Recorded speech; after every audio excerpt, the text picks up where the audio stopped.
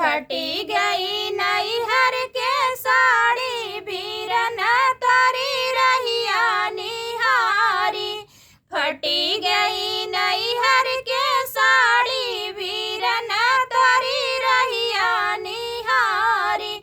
ससुर में सास जी मनहु ना भावे। ससुर में सास जी मनहु ना भावे। नैहर में मम्मी बड़ी प्यारी बीरन तोरी रहिया निहारी। नैहर में मम्मी बड़ी प्यारी बीरन तोरी रहिया निहारी। फटी गई नैहर के साड़ी बीरन तोरी रहिया निहारी। ससुर में जठनी जी मनौ ना भावे। ससुर में जठनी जी मनौ ना भावे।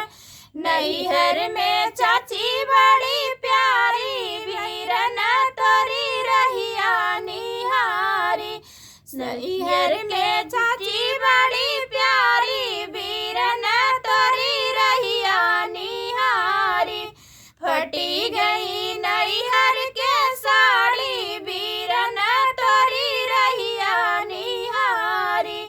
फटी गई नैहर के साड़ी बीरन तोरी रहिया निहारी। ससुर में ननदी जी मनौ ना भावे। ससुर में ननदी जी मनौ ना भावे।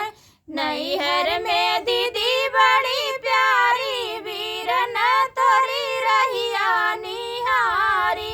नैहर में दीदी बड़ी प्यारी बीरन तोरी रहिया निहारी। फटी गई नैहर के साड़ी बीरन